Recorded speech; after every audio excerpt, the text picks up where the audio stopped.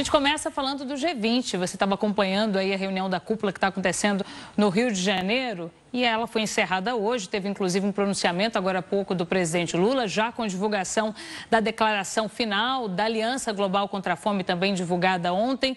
E hoje algumas reuniões bilaterais acontecendo na parte da tarde, mas o encontro em si já foi encerrado. Ontem o assunto principal do encontro, o Brasil, por ser o líder atual, ele pode escolher os assuntos que vão ser discutidos que seriam discutidos ao longo da cúpula desse ano. E aí os assuntos discutidos foram o combate à pobreza e à fome, as mudanças climáticas e a governança global. Ontem, o assunto principal, você acompanhou, foi justamente o combate à fome e à pobreza, uma bandeira aí já carregada pelo presidente Lula desde outros mandatos. E hoje, os assuntos a serem discutidos, mudanças climáticas e governança global. São assuntos diferentes, mas que conversam muito entre si, eles estão intimamente ligados. A gente vai conversar sobre isso com Carlos Bocuí, que é presidente do PROAN, o Instituto Brasileiro de Proteção Ambiental. Carlos, muito boa tarde para você. Antes de tudo, muito obrigada pela participação. Eu que agradeço, Renata. Boa tarde. Ótima tarde. Quero começar te perguntando justamente sobre esse ponto. Esses 3 assuntos escolhidos pelo Brasil para serem discutidos durante a reunião da cúpula são assuntos muito importantes para o Brasil, né? E que conversam entre si, né? Quando a gente fala de mudanças climáticas, a gente também está falando de combate à pobreza, de combate à fome, também está falando de governança global. Queria que você explicasse essa relação para a gente. Bom, em primeiro lugar, você tem um problema social, um problema humanitário, que é o problema da fome, né? Isso acontece, a pobreza também. Os Objetivos do Desenvolvimento Sustentável das Nações Unidas, eles colocam esse tema como um dos temas prioritários para a resolução até 2030. E o Brasil encampou fortemente essa proposta das Nações Unidas e propôs ao G20, numa coalizão dos países mais ricos, a resolução do problema. E isso se vincula à questão das mudanças climáticas, porque as mudanças climáticas, elas têm uma prerrogativa de dificultar o processo de abastecimento de alimentos. Então, essa é uma grande questão a ser equacionada de uma forma conjunta. E a gente, nos últimos dias, a gente estava com um olho voltado para o G20 aqui no Brasil e para a COP29 no Azerbaijão. Isso porque está sendo, inclusive, apresentado um pacto que foi escrito durante as reuniões do G20 aqui no Brasil sobre transição energética renovável por lá. O assunto lá são justamente as mudanças climáticas, toda essa questão de transição energética. Por que é tão importante a gente analisar essas duas conferências ao mesmo tempo? São conferências que estão umbilicalmente ligadas ali de alguma forma? Sim, primeiro porque a questão dos principais países, os mais ricos do mundo, a ação desses países leva a uma adaptação climática. É a transformação pela economia. A transformação pela economia é fundamental nesse processo. Além disso, é importante que o G20, os países mais ricos, eles façam uma propositura no sentido de aporte de recursos para os países mais vulneráveis, que é um ponto discutido na COP29 do Azerbaijão.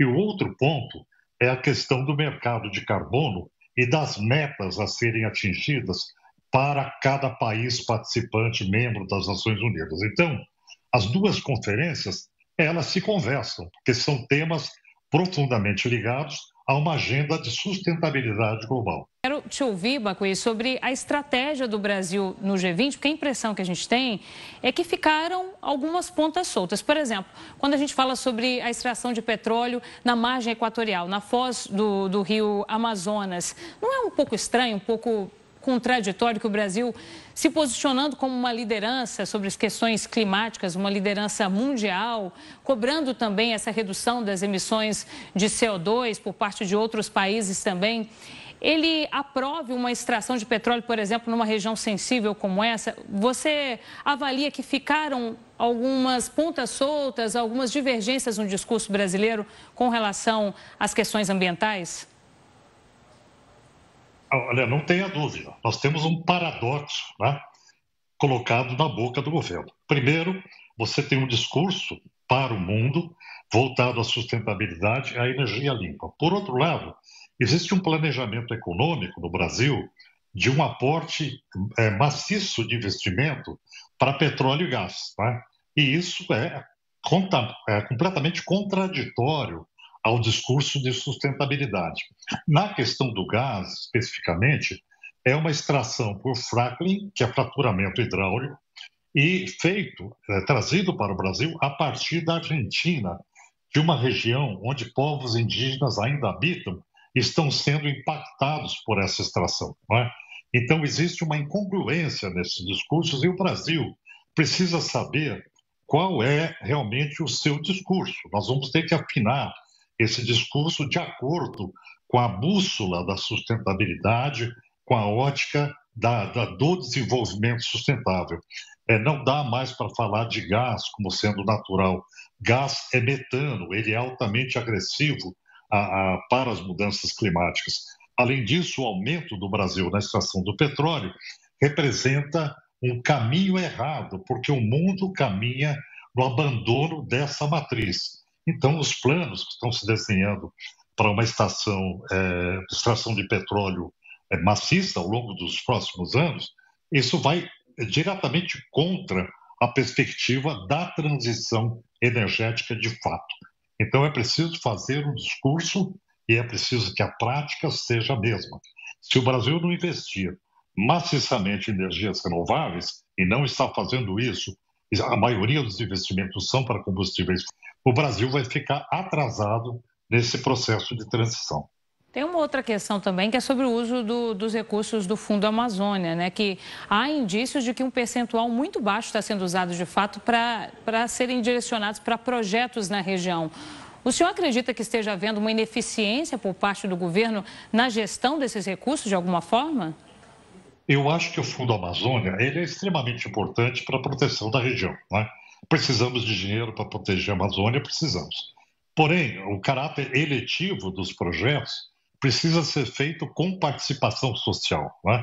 É importante que os processos de discussão sobre investimentos prioritários eles sejam feitos com a participação da sociedade e com o acompanhamento da sociedade, o que daria uma característica de controle social e efetividade para os projetos. Né?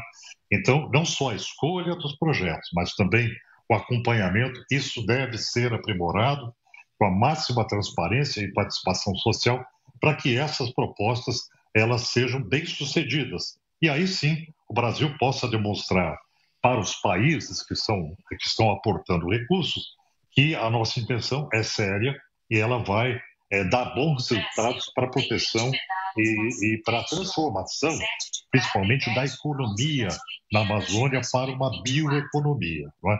Então, transparência de gestão. Bacui, você está falando sobre o Fundo Amazônia e eu quero falar com você sobre esse anúncio desse aporte por parte do presidente dos Estados Unidos, Joe Biden, de 50 milhões de dólares justamente para o Fundo Amazônia. É um dinheiro que viria no ano que vem, quando o presidente Donald Trump já vai ter assumido. Ele não é um político, uma pessoa que se posiciona muito a favor das questões ambientais. Há uma chance desse dinheiro acabar não vindo para o Fundo Amazônia? Infelizmente, isso pode acontecer. Primeiro porque, o volume que os Estados Unidos prometeu é um volume relativamente pequeno em função do que os Estados Unidos representam em termos de economia e o que representam também em termos de lançamento de gases de efeito estufa na atmosfera. É o segundo maior poluidor do mundo. E a questão é que esse aporte de recursos, ele passa pela sanção do Congresso. E nós sabemos que o Congresso americano hoje tem uma maioria para a composição no ano que vem republicana. Então, isso vai ser mais difícil de ser aprovado.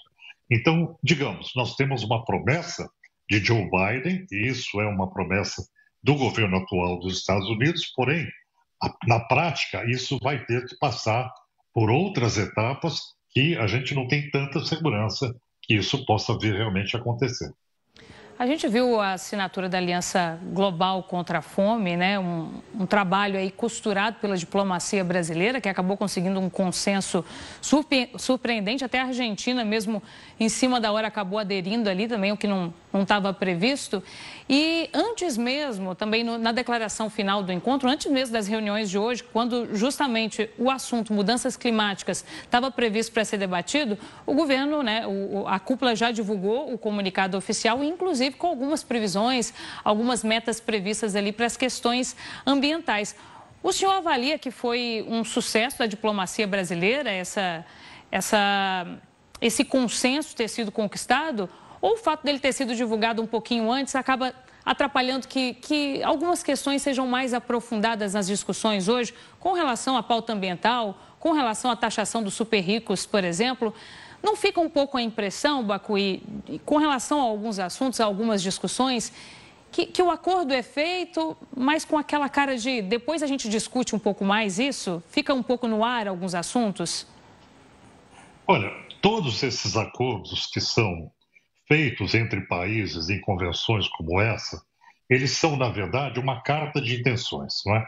Porque esses acordos demandam de cada país o regramento jurídico, demandam orçamento de cada país para sua consecução.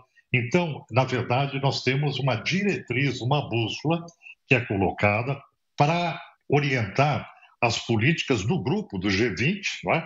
Das Nações Unidas, porque isso interfere maciçamente na questão das Nações Unidas, e, por outro lado, nós temos que transformar isso numa coisa real. A diplomacia brasileira trabalhou muito bem, eu acho que houve essa capacidade de convencimento. Porém, nada do que foi colocado, praticamente, está fora dos objetivos do desenvolvimento sustentável, que são propostos pelas Nações Unidas como metas para 2030.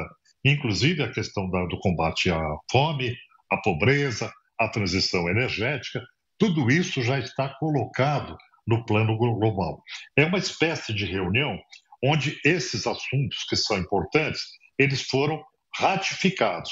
A grande questão que está desestabilizando essa discussão é a falta de paz, né? É a existência do conflito entre Israel, Gaza, agora com o Líbano, o Irã entrando no processo, a questão da Ucrânia, que vem se complicando com a entrada da Coreia do Norte e o uso de mísseis de longa distância dos Estados Unidos. Quer dizer, nós temos situações de desequilíbrio geopolítico que acabam implicando nos acordos multilaterais que são feitos. Quer dizer, a perda de estabilidade global tira o foco das grandes questões que seriam as políticas públicas prioritárias para o mundo, né?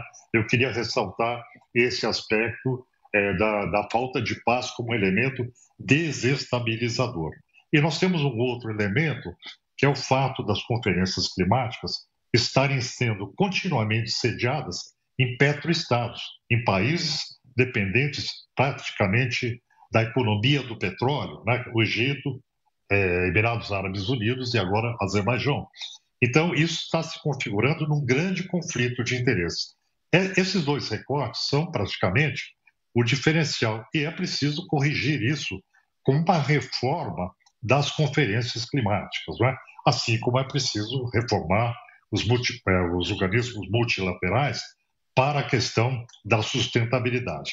Então, esse processo de transformação ele não é simples, ele vai exigir muita vontade política individual de cada país para sua consecução. Sem dúvida. Bacui, você falou sobre a questão dos conflitos armados, das guerras acontecendo em partes diferentes do mundo. A gente tem o maior número de conflitos em todo o mundo desde a Segunda Guerra Mundial. Então, é uma situação que impacta em tudo, né?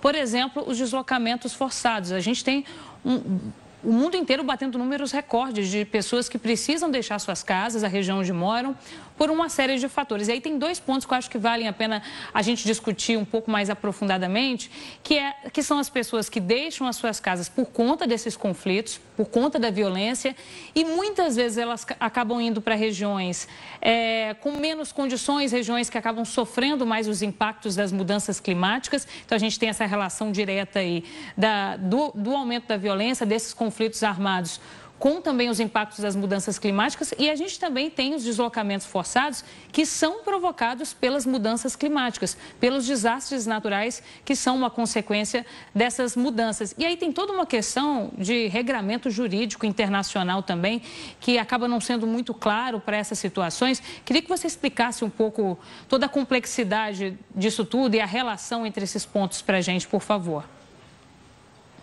Olha, esse ponto é um ponto muito preocupante. Migrações forçadas é um tema que será, sem dúvida, o grande desafio do futuro. Para as migrações que são feitas em caso de guerra, né, por insegurança de populações, para isso você tem uma legislação da Convenção de Direitos Humanos de Genebra, de 1952, que trata disso especificamente e traz uma segurança jurídica para os refugiados. De outro lado, você tem os refugiados climáticos, que foram 200 milhões nos últimos 10 anos, e para isso não há regramento, as Nações Unidas ainda não estabeleceram regramento jurídico para dar cobertura para essas populações. Então, a questão que se coloca hoje é avançar no regramento internacional para conseguir segurança jurídica para essas populações.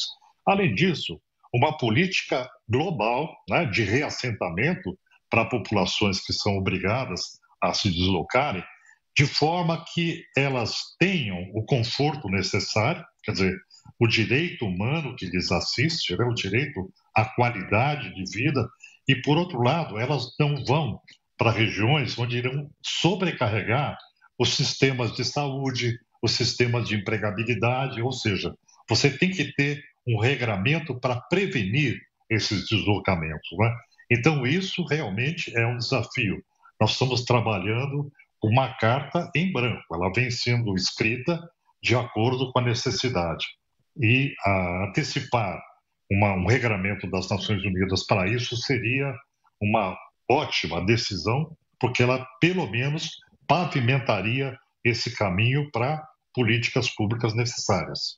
Bacuí, e uma coisa puxa a outra, né? Os desafios vão ficando sempre maiores, né? A gente tem o aumento da pobreza, o aumento da fome, esse aumento do deslocamento forçado das pessoas que precisam deixar suas casas, inclusive por conta das mudanças climáticas, e ao mesmo tempo em que a gente está falando de um combate à fome, de propor soluções nesse sentido, a gente também tem justamente um impacto dessas mudanças climáticas numa possível crise de abastecimento, numa possível inflação do preço dos alimentos.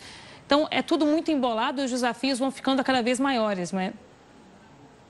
Então, esse é um ponto muito importante a considerar, porque se por um lado você já tem um estágio de desequilíbrio onde existe fome, né, e pobreza, por outro lado, isso depende claramente das condições naturais.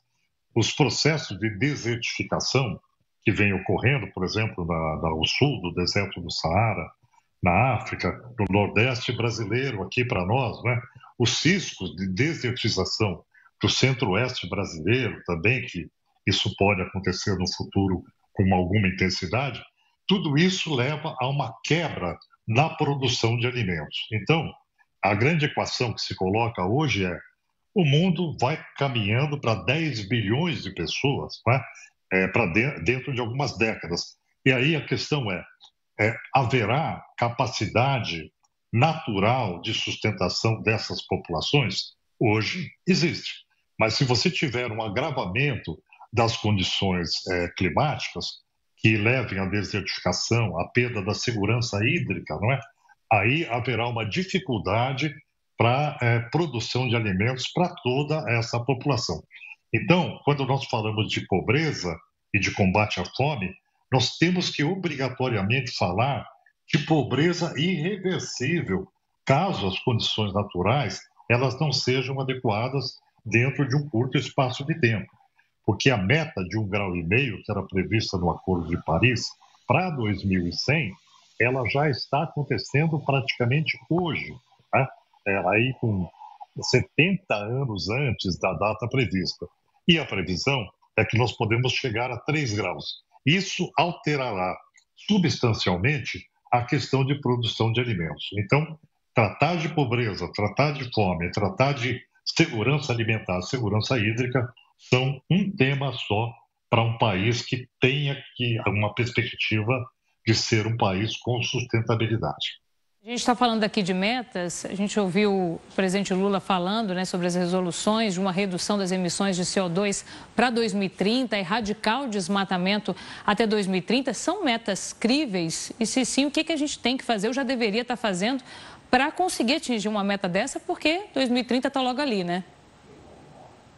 Olha, desmatamento é uma questão de fiscalização, é uma questão de empenho, não só da fiscalização integrada entre estados, Polícia Federal, IBAMA, municípios, mas também com a participação do judiciário para penalização, porque aquele que provoca o dano ambiental, ele tem o dever de recompor o dano ambiental. Então, essa perspectiva de aquele que desmatou ficar impune tem que acabar, né?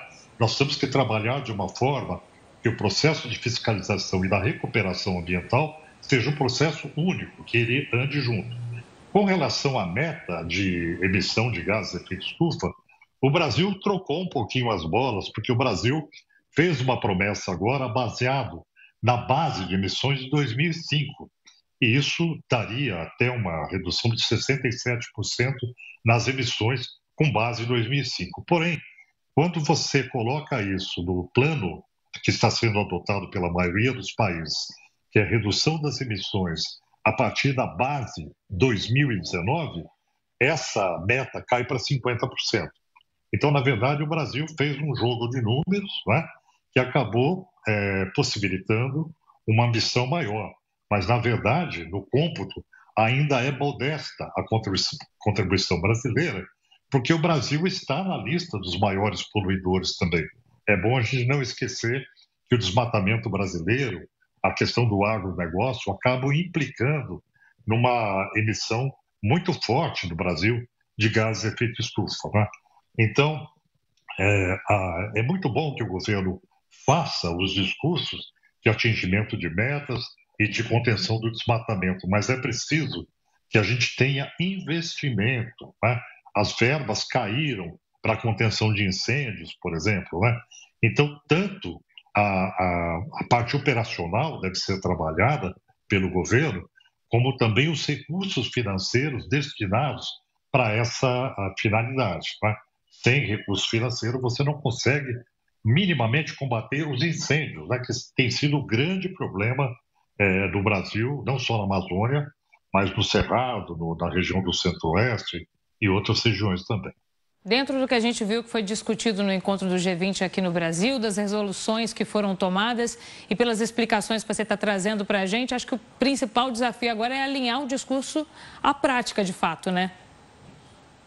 Sempre foi na política, né? Intervir na realidade. O discurso, ele é uma intenção, né? Agora, quando o discurso se transforma em política econômica, em política pública, com operacional dedicado a isso, aí sim você tem um processo em marcha. Nós colocamos a proposta no rumo certo, né? E com condições para que ele seja realizado. O que a gente espera é que o Brasil ele não faça apenas um discurso, mas na prática ele faça realmente trilhar o caminho da sustentabilidade, né? Que é o que garante a qualidade de vida para o povo brasileiro, não só nos tempos de hoje, mas no futuro também. E que os países cumpram de fato os acordos que foram firmados, né? Porque a gente sabe que esse encontro, essas resoluções, elas não obrigam nenhum país a tomar alguma decisão, né?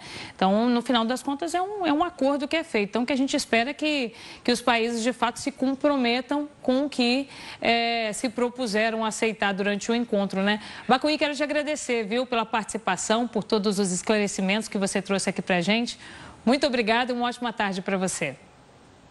Eu que agradeço. Vamos esperar que o mundo caminhe na bússola da sustentabilidade, de forma real. Que é o único caminho para dar certo, né? Obrigada mais uma vez, uma ótima tarde para você.